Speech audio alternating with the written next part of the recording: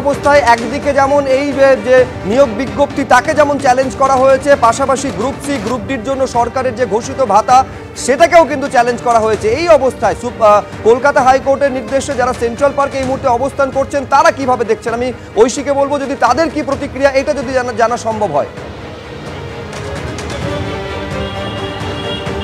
একেবারে সুব্রজিৎ, কলকাতা হাইকোর্টের নির্দেশে যে মঞ্চ তাদের জন্য স্থির করে দেওয়া হয়েছে সেখানেই তারা অবস্থান চালিয়ে যাচ্ছেন। তাদের কাছ থেকে জিজ্ঞেস করব, জোড়া মামলা দেখা যাচ্ছে।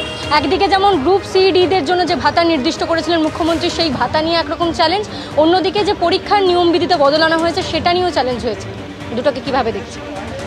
দেখুন, যেরকম নোটিফিকেশান বেরিয়েছে সেই অনুযায়ী এটা চ্যালেঞ্জ হওয়ার কথাই ছিল। প্রথম কথা হচ্ছে যে পরীক্ষা সংক্রান্ত যেটা বিষয় ছিল সুপ্রিম কোর্টের রায় 2016-এর অ্যাফোরসাইড যে ভ্যাকেন্সি সেটার কথা বলা হয়েছে, তো সেখানে চ্যালেঞ্জ হওয়াটা খুব স্বাভাবিক, কারণ সেখানে নতুনরা বসার সুযোগ পাবে এরকম কিছু বলা হয়েছিল গেজেটে।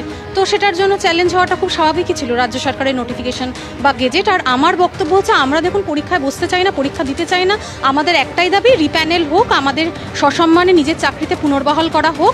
সুতরাং এই নিয়ে আমরা খুব একটা বদর নই এই সময়। আপনাদের যে প্যানেল, সেই প্যানেলেই যারা চাকরি পেয়েছিলেন গ্রুপ সি ডি কর্মী, যারা শিক্ষাকর্মী, তাদের ক্ষেত্রে চাকরিতে বহাল রাখারও তাদের প্রশ্ন নেই, তাদের ডিসেম্বর অবধি চাকরিতে বহালও রাখা হয়নি। অন্যদিকে তাদের চাকরি তো চলে গিয়েছে, তাদেরকে মুখ্যমন্ত্রী বলেছিলেন ভাতা ঘোষণা করে গ্রুপ সিদের জন্য 25,000, গ্রুপ ডিদের জন্য 20,000।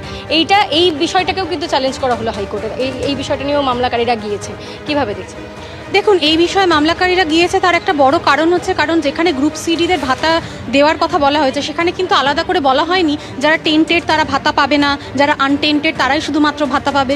যেখানে টেন্টেডরা প্রমাণিত এবং তাদেরকে চাকরি থেকে একেবারে বাতিল করে দেওয়া হয়েছে, তাহলে সেখানে কিভাবে তারা ভাতার যোগ্য হয়? আমরা আনটেন্টেডদের যেহেতু এমএ করা হয়েছিল সুপ্রিম কোর্টে, কিন্তু এবং কোর্ট তাদের কোনোরকম কোনো সুযোগ সুবিধা দেয়নি 31শে ডিসেম্বর পর্যন্ত, যেরকম আমরা যেতে পারছি স্কুলে, তারা যেহেতু যেতে পারছে না এবং তারা কিভাবে তাদের সংসার চালাবে, সেজন্য হয়তো সরকার একটা রিলিফের ব্যবস্থা করেছে, সেটা ঠিক আছে। কিন্তু সেটা যারা টেন্টেড তাদের জন্য তো করতে পারে না। এখানে আমাদের সরকার কি করছে? টেন্টেড আনটেন্টেড সবাইকে গুলিয়ে দিচ্ছে এবং সবার জন্য ভাতার ব্যবস্থা করছে। তো সেখানে কেস হওয়াটা খুব স্বাভাবিক। এটা সরকার জানতো, এটা মমতা ব্যানার্জি জানতো যে এটার উপর কেস হবে এবং উনি জেনে শুনেই এই কাজটা করেছে। ক্ষেত্রে যে নম্বর বিভাজনে বদল আনা হয়েছে এবং যে নম্বর বিভাজনে বদল নিয়ে চ্যালেঞ্জে তারা গিয়েছেন, মামলা করেছেন যারা, যে 2016-র যে রকম নিয়ম ছিল সেই নিয়ম বদলে গিয়েছে এবং নম্বর বিভাজনে বিশাল ফারাক রদবদল হয়েছে এবং সেই পরীক্ষা তারা দেবেন কেন এই বিষয়টা নিয়ে চ্যালেঞ্জ করে, এবং তারা আবার ডিপ্রাইভড হতে পারেন এই বিষয়টা ভেবে। আপনারা কিভাবে দেখছেন গ্রেস মার্কসটা, যে এক্সপিরিয়েন্সের মার্কসটা, সেটা কি আপনাদেরকে কোথাও গিয়ে সুবিধা করে দিচ্ছে? প্রথম কথা হচ্ছে আমাদের একটাই দাবি যে আমরা পরীক্ষায় বসবো না এবং রিপ্যানেল করা হোক। সুতরাং নম্বর ডিভিশন কি হয়েছে, কিভাবে হয়েছে, তাতে কারা কি সুবিধা পাবে সেগুলো আমাদের দেখার কথাই না, কারণ আমরা পরীক্ষা চাইছি না।